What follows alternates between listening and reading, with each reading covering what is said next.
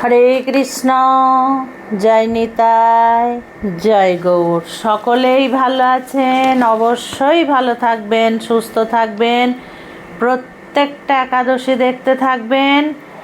একাদশী মায়েদের কাছে এইটা শয়ন একাদশী বা শয়নিকা একাদশী বা দেব শয়নী একাদশী, তিনটে নাম আছে এই একাদশীর।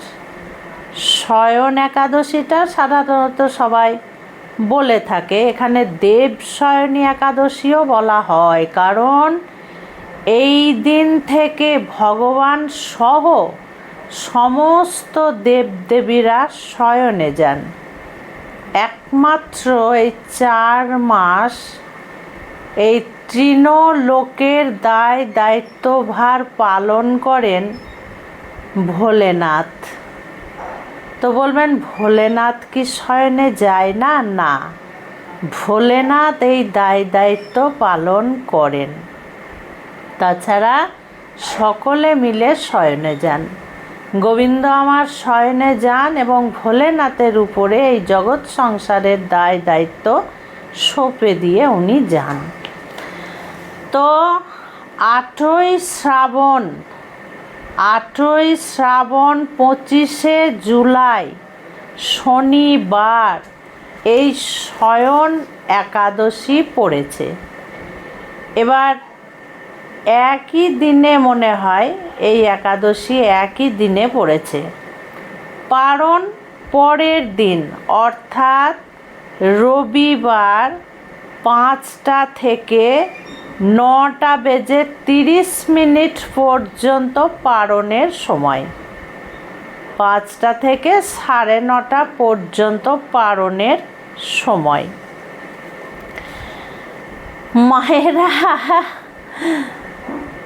মায়েরা আবার একটা কাজ যেন করেন না, মানে শয়ন একাদশী বলে ভগবানকে আবার চাপাচুপি দিয়ে 4 মাস পর্যন্ত যেন শয়নে দিয়ে দিয়েন না। গোপালকেও কিন্তু শয়নে দিয়ে দিয়েন না যেন, হ্যাঁ।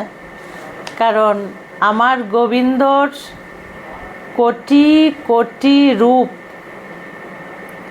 গোবিন্দ যখন দুয়ারপুরীতে রাজত্ব করেছিলেন 16,108 পাটরানীকে নিয়ে, তখন গোবিন্দ 16,108 রূপ ধারণ করেছিলেন এবং প্রত্যেক পাটরানীর কাছে গিয়ে সংসার করেছিলেন। এবং গোবিন্দ যখন সিংহাসনে বসতেন রাজত্ব চালানোর জন্য, তখন উনি একটাই হয়ে যেতেন আবার। তো এই রকম নয় যে ভগবান শয়নে গেছেন বলে গোপালকেও চাপা দিয়ে 4 মাসের জন্য শয়নে দিয়ে দেব, 4 মাস পর জাগাবো, এই ভুলটা যেন কেউ করবেন না। কারণ আমরা যেমন গোপালের সেবা করছি, আমরা তেমনই সেবা করব। শয়ন দেব, পরের দিন জাগাবো, ভোগ নিবেদন করব, আরতি করব, স্নান করাবো, এইগুলো আমরা যেমন করছি তেমনিই করাবো। তো এই শ্রাবণ মাস থেকে চতুর্মাস আমাদের শুরু হয়ে গেল। আমি তো প্রতি বছর অপেক্ষা করি এই চতুর্মাস কবে থেকে শুরু হবে, চতুর্মাস কখন থেকে আমরা পালন করব। তো অনেকে কি করে, তবে বৈষ্ণবদের কাছে এটা বড় আনন্দের দিন। এই চতুর্মাস থেকে শুরু হয়ে যায়, কার্তিক মাস চলে আসে আস্তে আস্তে। তো আনন্দের অবশ্যই দিন। তবে 2 নিয়মে অনেকে পালন করে। কেউ এই একাদশীর দিন থেকে পালন করে, আবার কেউ এই শ্রাবণ মাসের পূর্ণিমার দিন থেকে পালন করে। বোঝা গেল? শয়ন একাদশীতে ভগবানকে শয়ন একাদশী দিই আমরা। এই শয়ন একাদশী থেকে পালন করা হয় ভগবানের যেহেতু শয়ন হয়ে যায়, তার জন্য আমরা কি করব?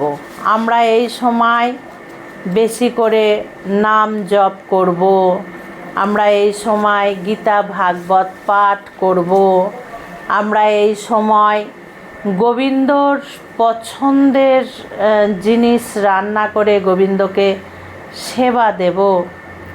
আর শ্রাবণ মাসটা শাক খাবো না। শ্রাবণ মাসে শাক, ভাদ্র মাসে দই, আশ্বিন মাসে দুধ এবং কার্তিক মাসে কলাই, মাসকলাই বা কালো কলাই, কলাইয়ের ডাল, গোটা কলাই, কলাইয়ের বড়ি, সে আস্তে আস্তে সব বলে দেব ভিডিওতে, চিন্তার কোনো কারণ নেই। তবে যে মায়েরা চতুর্মাস পালন করবেন তারা এই একাদশী থেকে বা পূর্ণিমা থেকে একদম পূর্ণিমা পর্যন্ত, মানে কার্তিক মাস পূর্ণিমা পর্যন্ত। আবার যদি কেউ এই একাদশী শয়ন একাদশী থেকে একদম কার্তিক মাসের একাদশী পর্যন্ত পালন করেন, তাহলে যে যেভাবে পালন করবেন। এখানে বিজ্ঞানসম্মতভাবেও জানা যায় যে শ্রাবণ মাসে শাক কেন খেতে নেই। না, শ্রাবণ মাসে না, মানে একদম ভীষণ বর্ষা, ভীষণ যাকে বলে, প্রচুর পরিমাণে বর্ষা। তো সেই বর্ষায় অজস্র পোকা এই শাকে বাসা করে, ডিম পাড়ে, বাচ্চা মানুষ করে এই শাকের মধ্যে। প্রচণ্ড পরিমাণে ডিম থাকে শাকে। তো শ্রাবণ মাসে তার জন্য শাক খেলে কি হয়, পেটের প্রবলেম হয়। হ্যাঁ, পেটের প্রবলেম হয়, পেট খারাপ হয়, ডায়রিয়া মতো হয়ে যায়, যার জন্য শ্রাবণ মাসে শাকটা খাওয়া নিষেধ করেছে। আর আগেকার দিনে তো বনে বাদারে জঙ্গলে জমিতে শাক তুলেই তো দেশের লোক বেশি খেয়েছে। এখন চাষ করে মাঠে, কিন্তু তখন এইভাবে এত পরিমাণে শাক চাষ হতো না। হতো, মায়েরা বাড়িতে লাগাতো, জমিতে নিজের খাবার মতো একটু একটু করে লাগাতো, বিক্রিটা কমই হতো। প্রত্যেকটা জমিতে জমিতে শাক লাগাতো। শীতের সময় পালং শাক, মূলো, গরমের সময় নোটের শাক, পুঁই শাক, এইগুলো সব বাড়িতে লাগাতো। কিন্তু এখন তো সেসব চুকে গেছে। আর এই শয়ন যেসব মায়েরা বছরে 3-4টে একাদশী করেন, তারা পাণ্ডবা নির্জলা একাদশী করেন, শয়ন একাদশী করেন, উত্থান একাদশী করেন, এই সমস্ত পুত্রদা একাদশী, মানে বেছে বেছে। তো আমি জানি এই শয়ন একাদশী অনেক মায়েরা করবেন, খুব ভালো কথা। যারা আমিষ খান তারাও করবেন, যারা নিরামিষ আহার করেন তারাও করবেন, যে যেভাবে পারবেন এই শয়ন একাদশী আপনারা পালন করুন। পারণ মন্ত্র মনে তো থাকার কথা, মুখস্থ হয়ে গেছে। অজ্ঞান তিমিরান্ধেশ ব্রতে নানেন কেশব প্রসীদ সুমুখনাথ জ্ঞান দৃষ্টি প্রদভব। একাদশীর পরের দিন হাতে প্রসাদ তুলসী আমলকি নিয়ে ভগবানকে প্রণাম করে এই পারণ মন্ত্র উচ্চারণ করে তারপরে তোমরা মুখে প্রসাদ দেবে, তুলসী, প্রসাদ এবং আমলকি। মহারাজ যুধিষ্ঠির বললেন, হে কৃষ্ণ, আষাঢ় মাসে শুক্লপক্ষের একাদশীর নাম কি? এই মহিমায় বা কী তা আমাকে কৃপা করে বলুন। শ্রীকৃষ্ণ বললেন, ব্রহ্মা এই একাদশী সম্পর্কে দেবর্ষি নারদকে যা বলেছিলেন আমি সেই আশ্চর্যজনক কথা আপনাকে বলছি। শ্রী ব্রহ্মা বললেন, হে নারদ, এই সংসারে একাদশীর মতো পবিত্র আর কোনো ব্রত নেই। সকল পাপ বিনাশের জন্য এই বিষ্ণু ব্রত পালন করা একান্ত কর্তব্য। যে ব্যক্তি এই প্রকার পবিত্র পাপ নাশক এবং সকল অভীষ্ট প্রদাতা একাদশী ব্রত না করে তাকে নরকগামী হতে হয়। আষাঢ়ের শুক্লপক্ষের এই একাদশী শয়নী নামে বিখ্যাত। শ্রী ভগবান ঋষিকেশের জন্য এই ব্রত পালন করতে হয়। এই ব্রতের সম্বন্ধে এক মঙ্গলময় পৌরাণিক কাহিনী আছে, আমি এখন তা বলছি। বহু বছর পূর্বে সূর্য বংশে মান্ধাত্তা নামে একজন রাজশ্রী ছিলেন। তিনি ছিলেন সত্য প্রতিজ্ঞ এবং প্রভাবশালী চক্রবর্তী রাজা। প্রজাদেরকে তিনি নিজের সন্তানের মতো প্রতিপালন করতেন। এই রাজ্যে কোনো রকম দুঃখ, রোগ, ব্যাধি, দুর্ভিক্ষ, আতঙ্ক, খাদ্য অভাব অথবা কোনো অন্যায় অত্যাচার ছিল না। এইভাবে বহুদিন অতিবাহিত হলো, কিন্তু এক সময় হঠাৎ দুর্বিপাকে ক্রমাগত 3 বছর সেই রাজ্যে কোনো বৃষ্টি হয়নি। দুর্ভিক্ষের ফলে সেখানে দেবতাদের উদ্দেশ্যে দান মন্ত্রে স্বাহা স্বাধা ইত্যাদি শব্দও বন্ধ হয়ে গেল। এমনকি বেদ পাঠও ক্রমশ বন্ধ হয়ে গেল। তখন প্রজারা রাজার কাছে এসে বলতে লাগলো, মহারাজ, দয়া করে আমাদের কথা শুনুন। শাস্ত্রতে জলকে নার বলা হয়। সেই জলে ভগবান অয়ন অর্থাৎ নিবাস করেন। তাই ভগবানের আর এক নাম হচ্ছে নারায়ণ। মেঘরূপে ভগবান বিষ্ণু সর্বত্র বাড়ি বর্ষণ করেন।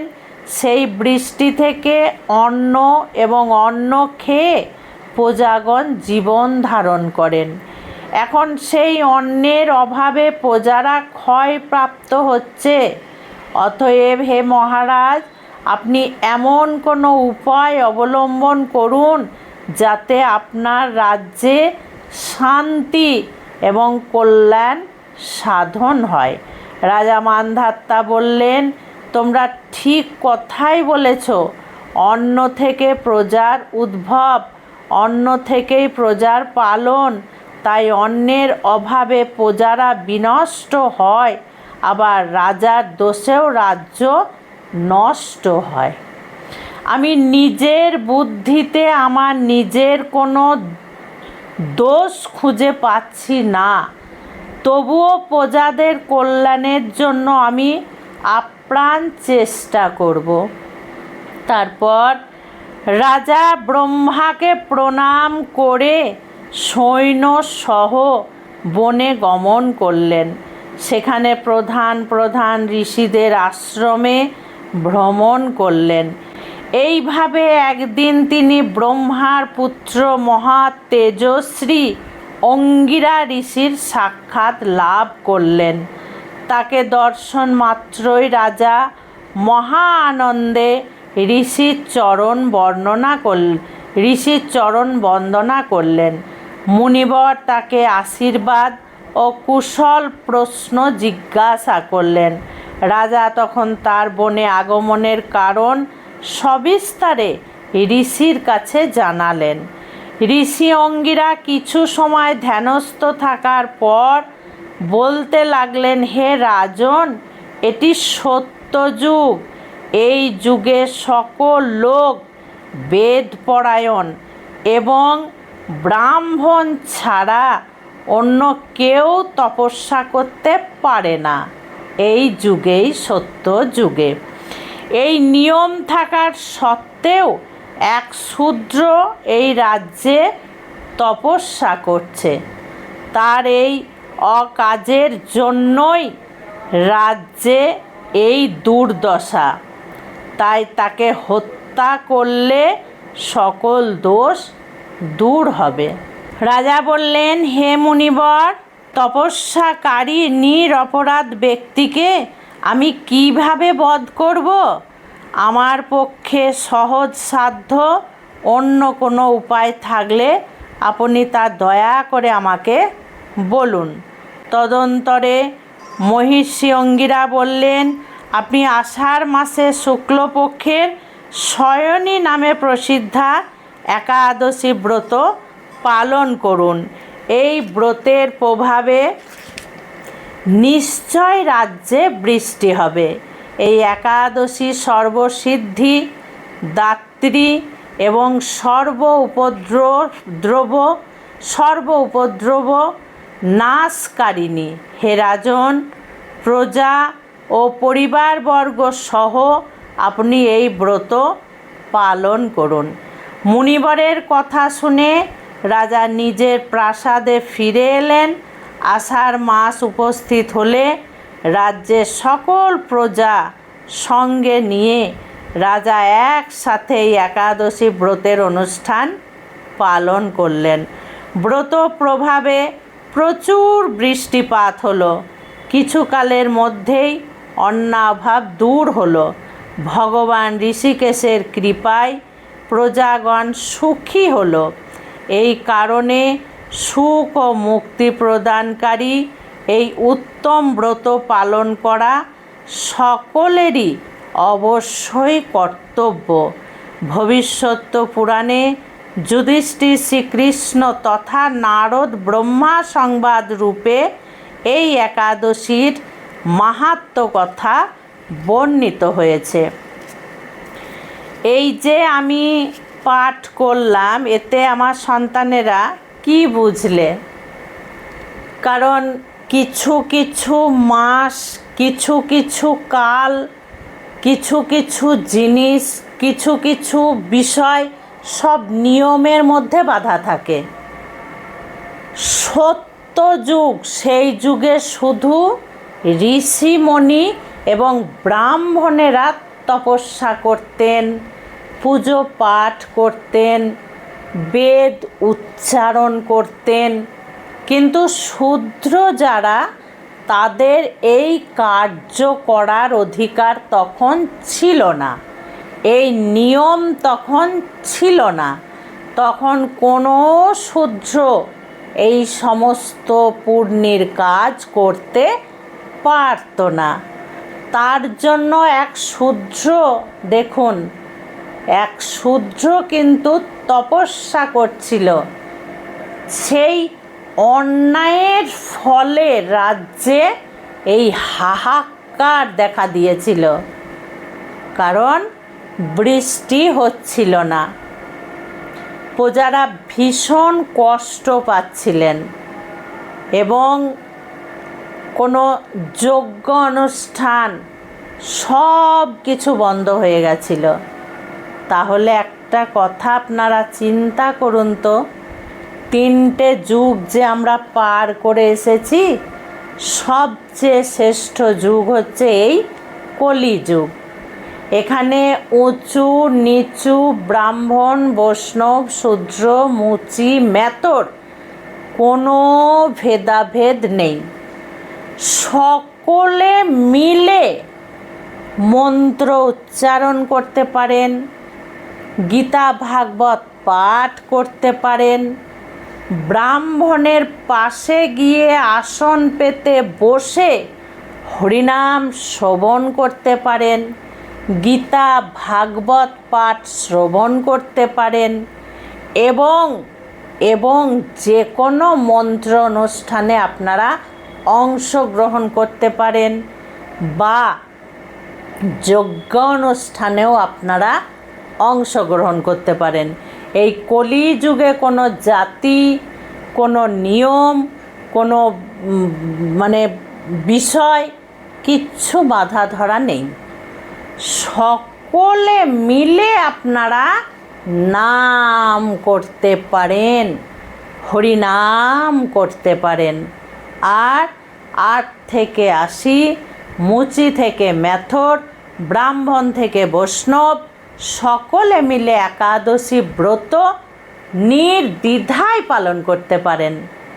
এই যুগ হচ্ছে শ্রেষ্ঠ যুগ, এই কলিযুগ। সব যুগের সেরা যুগ হচ্ছে এই কলিযুগ।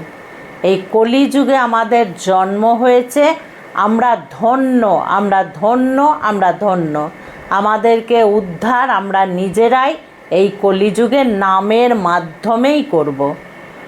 খুব ভালো থাকবেন, সুস্থ থাকবেন, এইভাবে প্রত্যেকটা ভিডিও দেখতে থাকবেন। আজকে আসছি। হরে কৃষ্ণ, জয় নিতাই, জয় গৌ।